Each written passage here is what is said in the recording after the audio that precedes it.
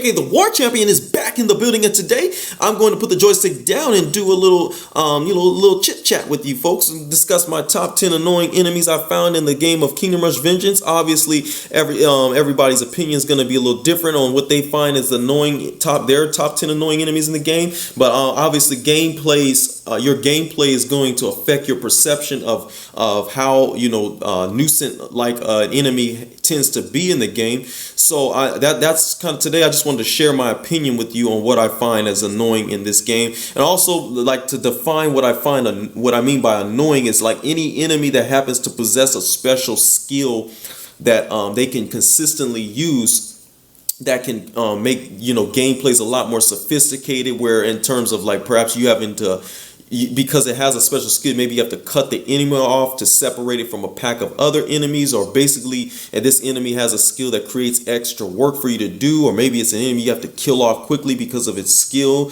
or you have to sacrifice your hero reinforcements, etc., etc. It's so many different things that could affect one's perception of annoying. Sometimes people have said that certain enemies are annoying, but sometimes I find them just hard to kill instead of just annoying. So today, that's kind of what I'm going to share with you is my perception, my perception of my top 10 annoying enemies and why they are where they're ranked. So without further ado, let us commence. Let us get into it.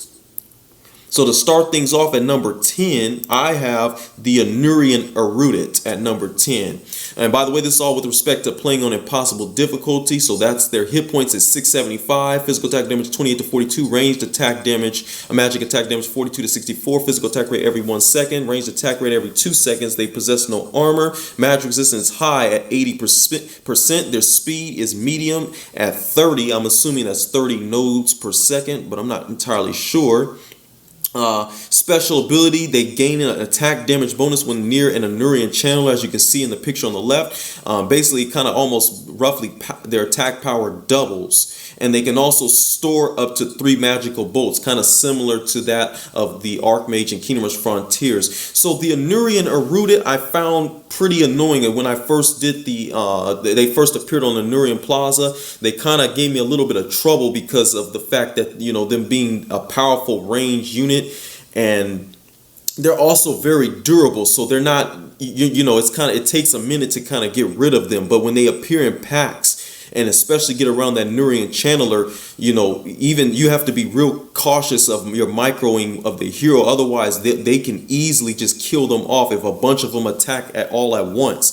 And you have to even be mindful of where you have your reinforcements at, because since they're a ranged enemy, they can end up being in bounds, but not necessarily on the map. So your units may not perceive them in bounds so in other words, they can attack your units, but you can't attack it, which is kind of similar to the Lich. And that's kind of the reason why I kind of find them pretty annoying. Though they're not the most annoying in my opinion, because it's not that bad getting rid of them. But again, the durability and the high ranged attack power they possess, I had quite a bit of problems with them, and they're kind of consider them as a pest. So let's see some clips to see what I'm talking about.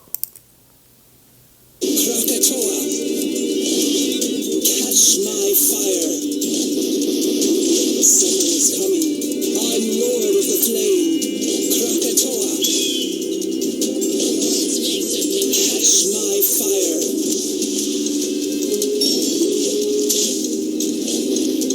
Smell the ashes from fire reborn.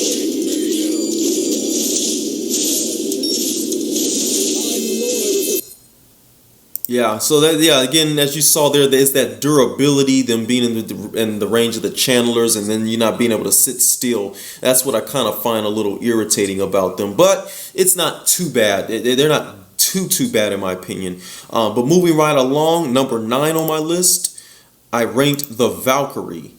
Yeah, the Valkyrie. Hit points 540, physical attack damage 28 to 42, physical attack rate every 1 second. They possess high armor 70%, magic resistance none, speed is medium at 36.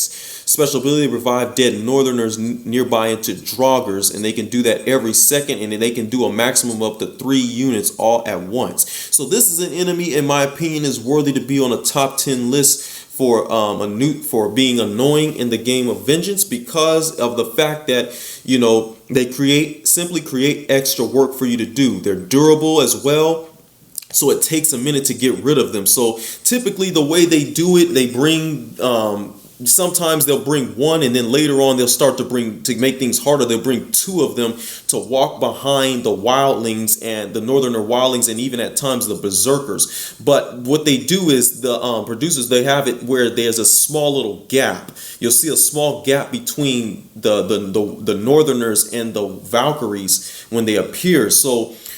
But because the Valkyries are faster moving than the Northerners, they end up catching up with the Northerners. So if they get in the midst of the pack and you happen to have like a tower that kills off, you know, quite a few of those Northerners, but then the Valkyries in the midst of the pack, what ends up happening is they start reanimating those units back into those Draugrs, and the Draugrs are magic resistant. So it's kind of annoying, because it kind of forces you to have a combination. If they happen to activate that skill, it forces you to have a combination of physical and magic damaging towers to do away with the wildlings, with the magic damage to do away with the wildlings, and then consider that the armor, and then the Draugrs, you need some physical damaging to officially do away with them. So this, yeah, for the right reasons, I kind of I had to rank him at number 9. You really have to cut this enemy off. And if you use reinforcements, most people tend to use those ranged reinforcers, but they end up dying fairly quickly against this Valkyrie due to its high attack damage. So for the right reasons, I ranked it at number 9 for what it's capable of. Let's see the clips of it. So that's the heroic stage here. As you can see, I use the soul impact there, but you see what he's doing over here on that left side. He just goes willy-nilly reanimating those units he can activate it every second. So it's just irritating in my opinion.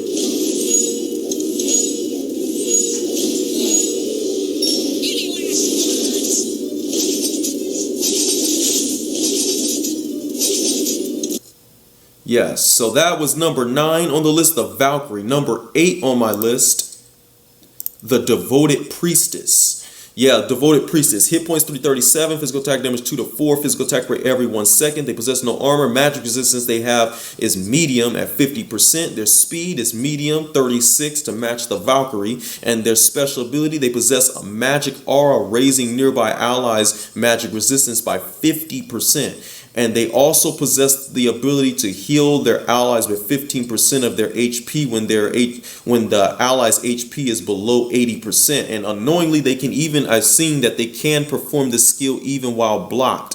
And their cooldown for doing it is every 3 seconds. So this enemy might be interesting to see that it's on a top 10 list, but in my opinion, it's really kind of annoying. It's definitely a top 10 annoying enemy in my opinion, because everything about it is meant to be an annoying enemy. I mean, if you see the physical attack damage 2 to 4, that's something you would scoff at, but that passive ability of raising the magic resistance of a unit, and then the fact that they also can restore the allies' hit points. If you have multiple Devoted Priestess within the presence of other units, that's what ends up making them a problem. And not only that, the reason why I also ranked it on the top 10 list is because the stages, the recently new stages, the producers took some of the human-like enemies, like, you know, King Dennis's army. They took some of the units, such as the Arcane Magis and the High Sorcerer and the Devoted Priest, and the Footmen and such. They brought them to the newly added stages, and for a good reason, because they made it to where this enemy could serve a purpose of being a nuisance, and also the way they brought the enemies, like the Devoted Priestess, they tend to, on the new stages, they tend to make it to where that enemy is a problem. Like, for instance, like as I've talked about before, sometimes they'll bring them on what I call preparation waves. Like, for instance, on the last the dragon stage, where the boss appeared on the new stages, they brought like 16 Devoted Priestess right before they brought 12 Neans. So the Devoted Priestess, that's a pack of them regenerating hit points, and they try to rendezvous them together with with other troublesome, hard to stop enemies like at the Nien. So that's why I kind of find this enemy annoying, because they appeared more very, I mean, their appearance on stages, they appear on quite a few stages, and their special skills of what they're capable of, it kind of makes them pretty problematic, especially, it just makes them real problematic based on what they can do and the way the producers have brought them at several times. So that's kind of why I have it on the top 10 list. Let's see some clips to verify what I'm saying. So here you're stopping these recruits on the city rivers, and then you have two devoted priestess constantly just regenerating the hit points of their allies and even other devoted priestesses themselves. So that's what kind of makes them an irritant, in my opinion. They just create extra work. And then here, this is the heroic challenge on the Ancient Gate. They brought 8 devoted priestess, 40 Magua at the top. So you see the amount of effort that it takes to do away with them. And with all those devoted priestess bundled up, it just creates a lot of work that you have to do.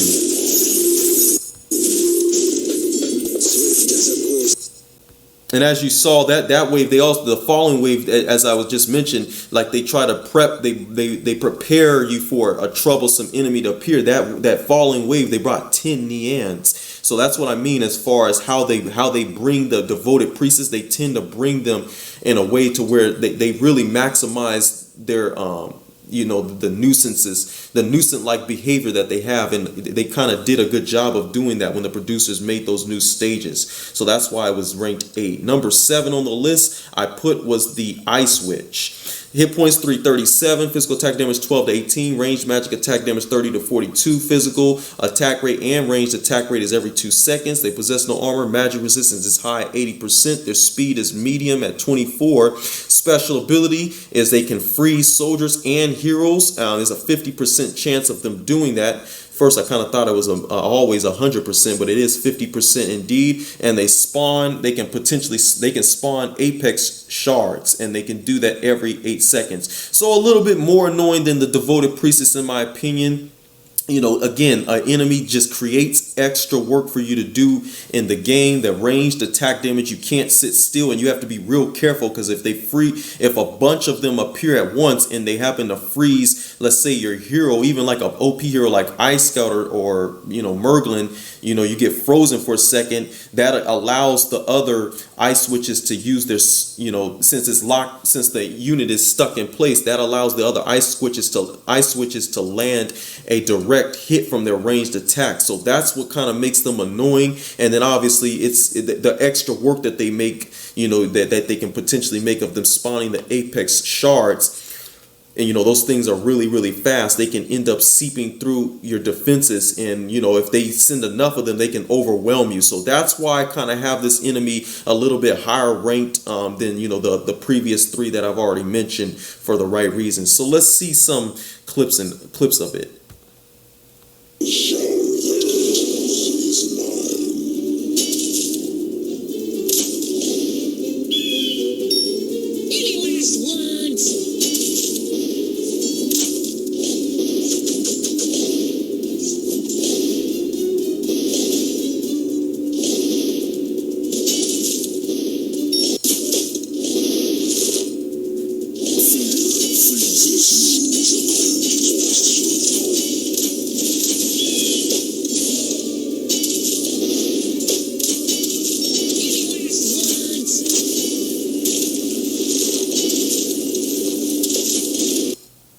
All right, that was number 5. That was number 7. Number 6 on my list, I put the High Sorcerer.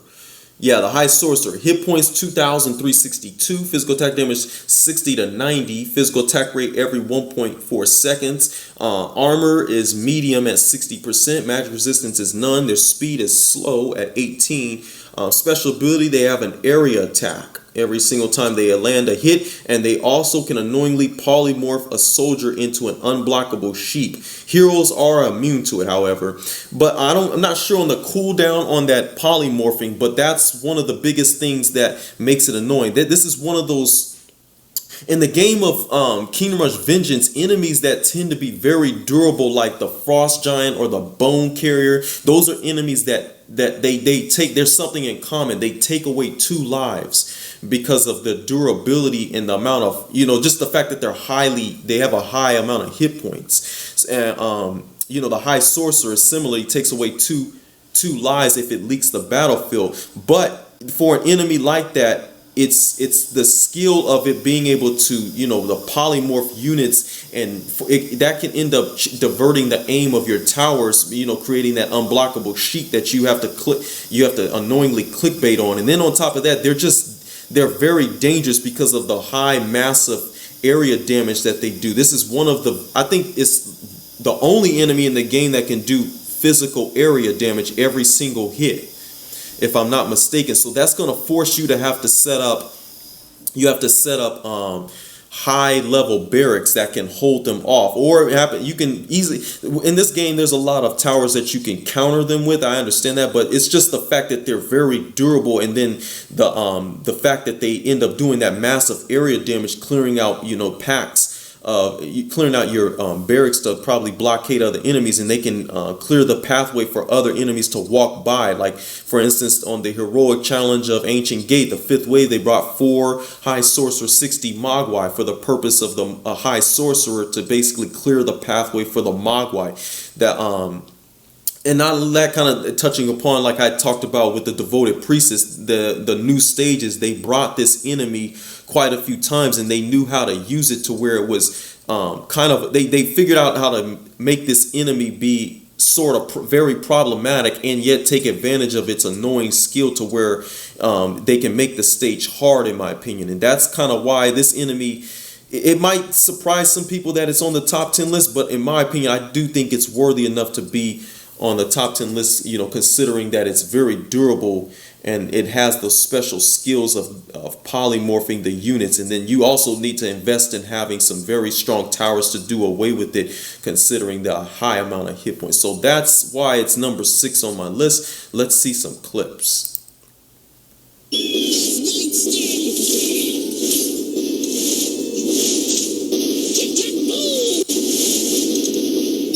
Yeah, and then right there, that's another thing. When you if you happen to summon, it's not that many clips on it, but when I tend to summon those reinforcements, and I happen to get lucky and summon that Pit Lord, annoyingly, he always tends to polymorph the Pit Lord instead of the other reinforcements. So that's what I don't like about that High Sorcerer, which kind of adds to the reason why it's so much of a nuisance, in my opinion. Number 5 on the list I have is the Frozen Heart.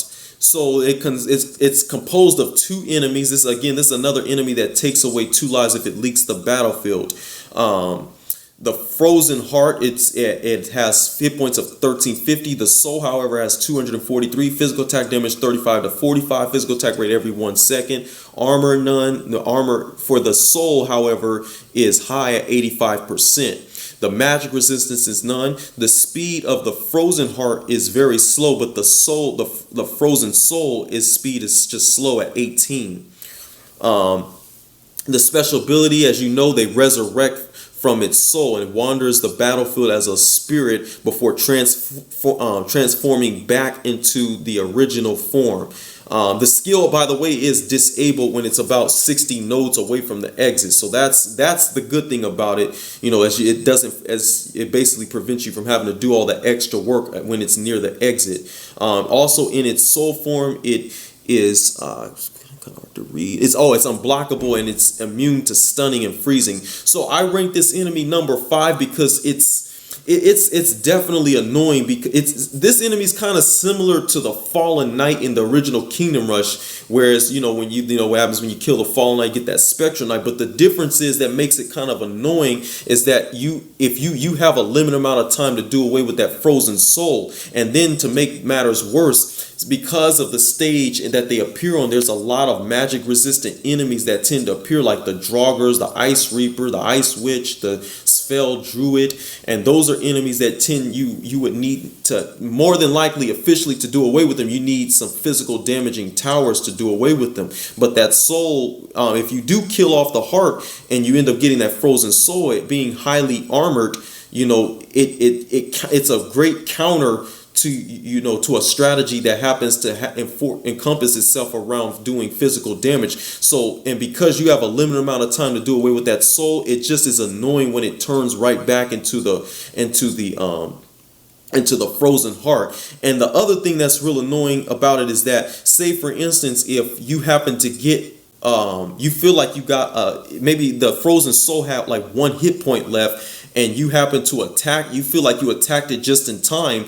The thing about it is, once the time limit is up on that frozen soul for it to turn back into the frozen heart, if the hit does not land within time, or if it's considered like a late hit, it completely doesn't matter. Like, you can't do away with it. It just turns immediately back into the frozen heart, forcing you'd have to do all that work, 1350 damage back to it again. And the other thing about it is the way they're brought at times. They tend to bring this enemy out and then change the dynamics the following wave by bringing fast moving enemies, or maybe very durable enemies, maybe such as, like, they might bring an Apex Stalker the following wave, or Ice Reaper, or maybe the following they might bring the Frost Giant or the Winter Lord, they etc. They tend to trouble you with the fact that it's a very slow moving enemy, so it can wander that battlefield for, have extra enemies on the battlefield for a long period of time, while you still creating extra work for you to have to do in the meanwhile, getting rid of the other enemies that appear on the following wave. So I feel like for sure it's a top 10 annoying enemy, and that's why I have it ranked at 5. So let's see some clips of it. So this is the heroic stage of I believe this is breaking the ice. So there you see I have barracks, because I had a lot of barracks to fend off those Draugrs. They had brought 60 Draugrs there, but as you can see, that frozen heart, that was from the second wave, and here we are on the 4th wave still messing around with it.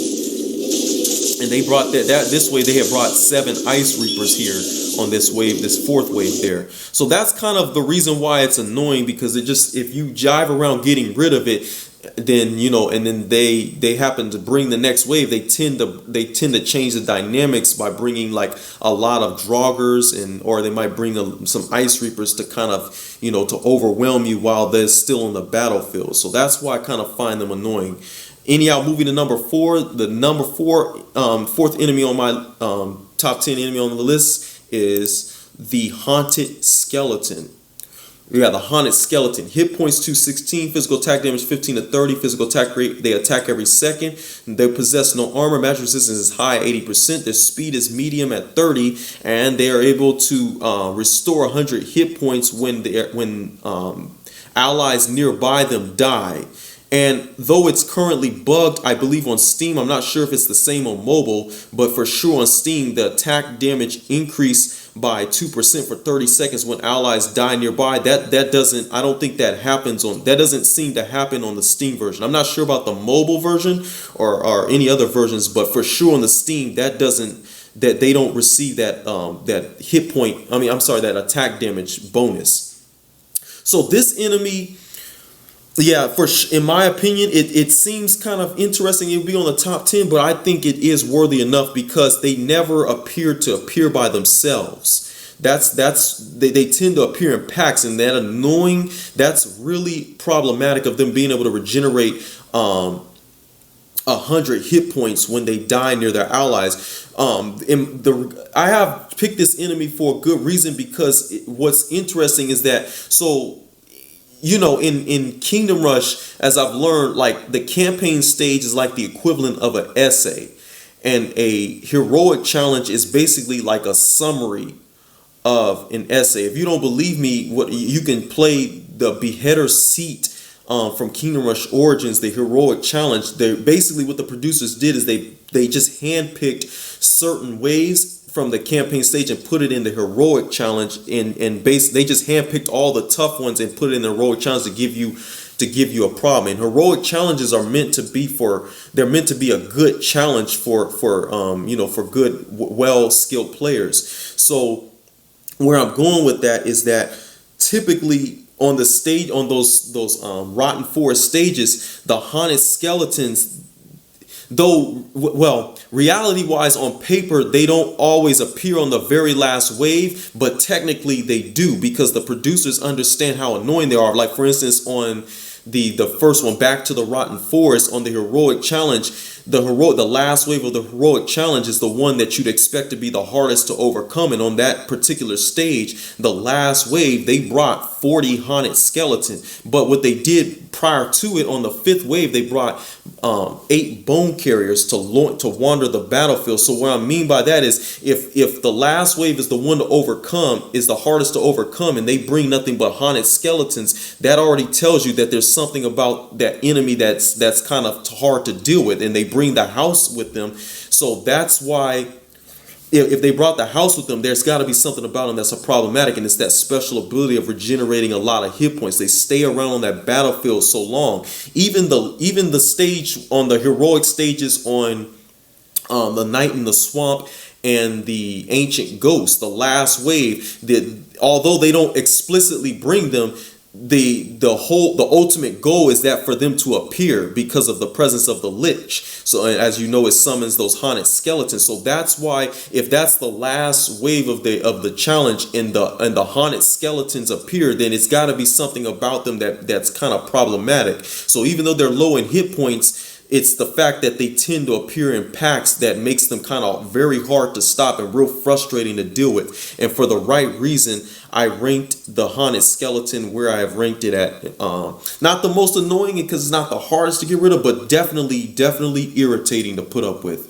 So let's see some clips of it.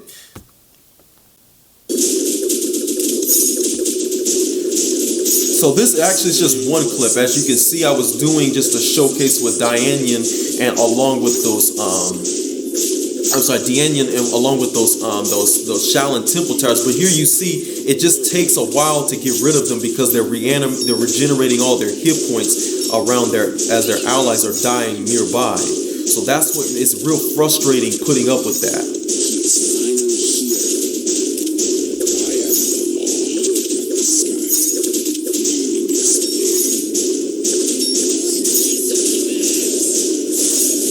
Yeah, and even that soul impact can backfire too, especially with them in packs. So that's why I have it at number 4. Number 3 on my list, the Arcane Magis.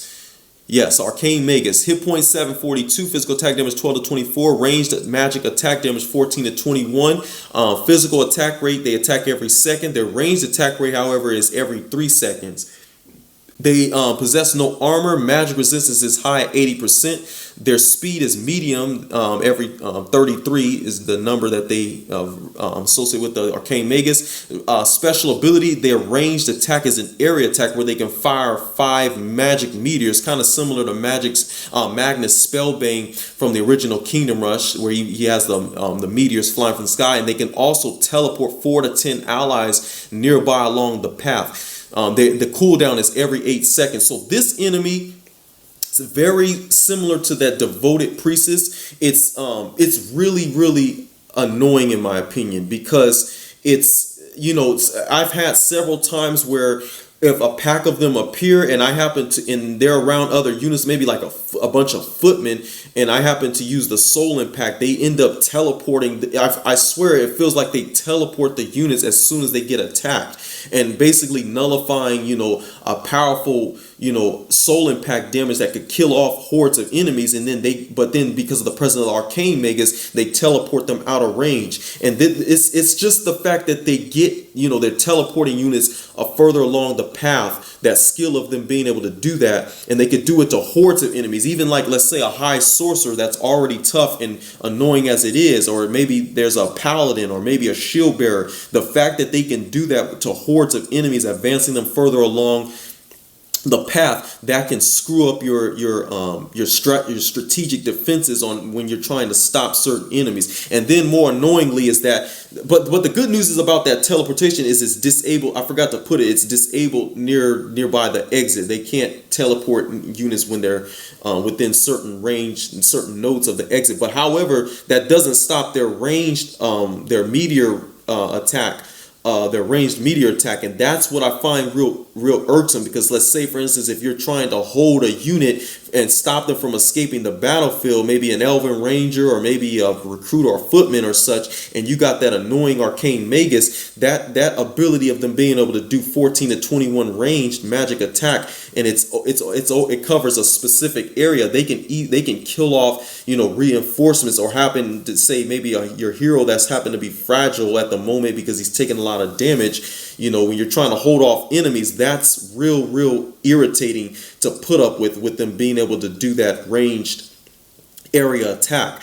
And then to make matters worse, they're very durable. That's quite, we have to respect that they have 742 hit points, which is why I find them very problematic, is that high durability of having 742 hit points. And then other thing is that, like I said, them along with the devoted priestess and that high sorcerer, they're put on the new stages for a reason, and the producers did a very good job of in my opinion, making it to where they're annoying. What I mean by that is that the producers kind of brought them in a way to where they could exploit their special skills and cause a lot of problems, and you'll see that in a couple of these clips coming up. But that's number 3 on my list for sure. So I was doing the little the artillery only with Trauman, and as you see here, you see the teleportation of the units. You see how annoying it is. You're trying to hold off these footmen doing this special challenge, but you got to put up with that range, that range area attack that they can do.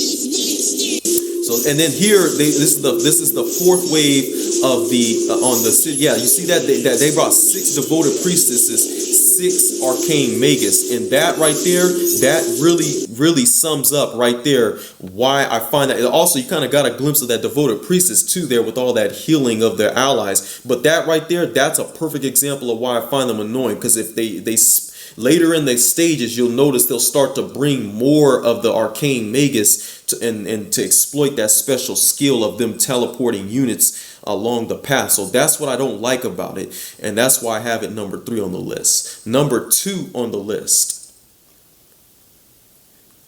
is the Lich. I chose the Lich.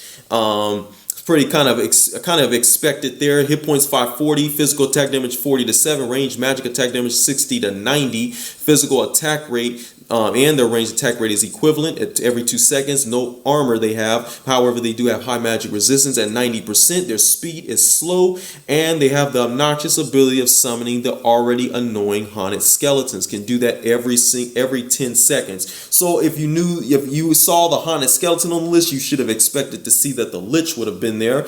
As you know, it's annoying because of the fact that it's real difficult trying to stop them if you're trying to tank them one-on-one. I know certain heroes might be very good choice like Jigu and even Varrock, but they're real difficult to stop because they tend to appear in packs. So trying to cut them off and stop them from trying to use their special skill of summoning the haunted skeleton can be really difficult. The other thing that's annoying, just like I talked about in the beginning with the Anurian Eroded, is they're very, very slow, but because they're ranged and they're also a very slow moving enemy, if you have to be very careful of where you put your reinforcements and where your hero is at. If they're near the entrances when they spawn, they could, because they have a ranged attack, they could be technically in the game but not in bounds. In other words, like I said, if your unit is within attack range, your units may not be able to attack it, but it can attack your units because it's technically in the game, but it's not in bounds for your units to attack them. So, and because they also have the ability of summoning the haunted skeleton, they can be off the screen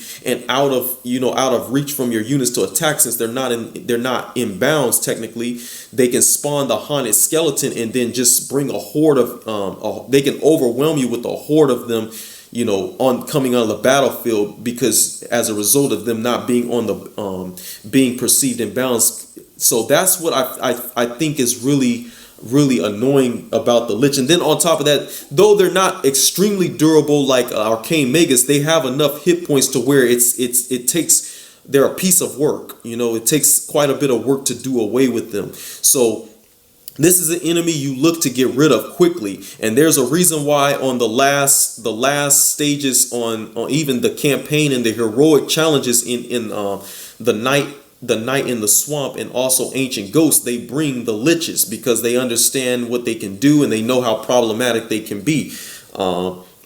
Like on the ancient ghost, that's a reason why on the heroic challenge, there's a reason why on the last wave they bring nothing but Liches, because they understand there's no strategic points near the entrances, so that allows for them to act up and start spawning a bunch of haunted skeletons. So for sure, this enemy is quite the nuisance in this game. But still, I don't consider it the most annoying, because I still think there's an enemy that is a little bit that takes the cake. But it was really close when I had to choose between it and the one that I ranked at number 1. So let's see some clips of this Lich.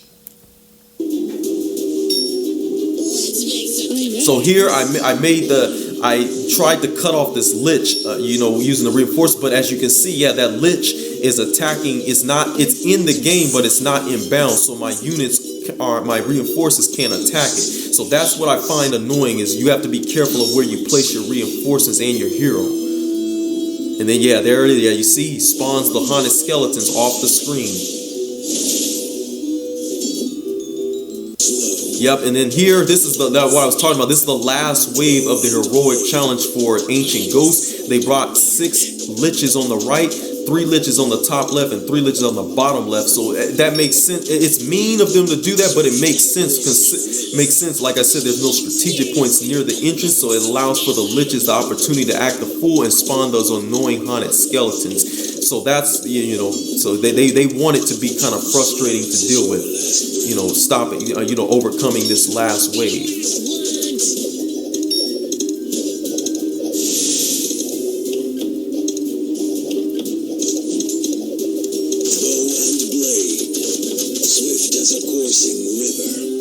Yep, and there it is. There it was. That was it for the Lich. And then number 1, the one that I found it kind of really hard to choose between it and the Lich. The enemy I crowned as the most annoying in the game was the Anurian Infuser. The Anurian Infuser. Hit points 337, physical attack damage 11 to 15, physical ranged magic attack damage 22 to 30, physical attack rate every second, ranged attack rate every 1.5 seconds. They possess no armor. Magic resistance is medium at 60%. Their speed is medium at 25. The special ability, the annoying ability, is casting a shield around an Anurian warden, negating up to 200 damage, and they can do that every 5 seconds. They can triple the speed of the Anurian Amphiters for 2 seconds, and they can do that every 5 seconds. And they can also infuse a magic crystal that can disable a single tower. So this enemy's got, I think it has the most special abilities of all enemies in the game. I could be wrong, don't quote me on that, but I believe so. And for that reason, that's a very compelling argument for me to have to rank him as number 1. But the biggest one, obviously, is the casting of the shield around the Anurian Wardens. We already know those Anurian Wardens are very hard to stop, because they're, well, not impossible to stop, but they're difficult enemies to deal with, because they tend to appear in packs. They're like the equivalent of a Saurian Myrmidon. They're high hit points. They have quite a bit of hit points. Very durable, very hard hitting, and the combo. It's the fact that the wardens tend to appear along with the infusers, but the infusers are fast enough to keep pace with the wardens. And not only that, the infusers are a magic resistant enemy, and they can, and with that being said, they can get together along with those armored enemies. So that's a bad combo that forces you to have a physical and magic damaging towers in the presence of both enemies. So that's already bad enough to deal with. You know, I mean that's frustrating to do, because that you have to spend money and set up some good towers to deal with both of those quality enemies. But it's the fact of shielding the enemies, you know, constantly being able to do that so frequently, which allows for the enemies to advance along the battlefield unscathed. That's why, in my opinion, it's like the equivalent of a demon lord, demon legion. That's why in the game of Kingdom Rush, that's why the last waves on the Pandemonium Pit of Fire in the campaign stage to overcome. That's why they bring that combination of the demon lord and demon legion, considering that it's an enemy that wanders the battlefield unscathed. And in my opinion, that's part of the reason why the demon lord takes away 5 lives in that game, because considering the fact that it does all that shielding, negating the damage, allowing the enemies to wander the battlefield unscathed. And in this game, that's very, very problematic to deal with. You having to put up with a very durable enemy. You having to do 200 damage before you can even start whittling down their hit points. You know, not as bad, but then again, it is still a problem. Them being able to triple the speed of the Anurian Infuser, so that they can get out of range of a tower. Should they do that, you know, that's no fun. But then again, it's the most important thing is that shielding of the warden, and then of course they can disable the tower with the by using that magic crystal, and it's a random tower too, and that's also kind of irritating too. Maybe they end up getting lucky disabling one of the right towers at a bad time. You know, when you're tanking an enemy at a choke point, you're trying to rely on the tower to hold a unit at a choke point, and it gets disabled. So for the right reasons, I picked the Anurian Infuser, because I felt like it caused the most problems, in my opinion, when I first started playing this game, Vengeance, and, you know, seeing how irritating its skill is. Even though it's not the most as durable as a Lich, it's the fact that it has those skills that it possesses that makes it quite the ultimate nuisance, in my opinion. So let's see some clips of it. So this is the barracks only showcase on Magnesia's Shores. As you can see at the bottom on this 14th wave, they brought 3 infusers, 12 wardens. You see all that shielding, negating the damage we're doing to the wardens, which are already hard to stop. That's irritating. It allows them to wander the battlefield unscathed, and it just creates so much extra work to do. Same situation here on the Pond of Sage, but here I'm just mainly showing that's a combination of it negating the damage by shielding the warden, and then there you see it activating that crystal, disabling one of my towers.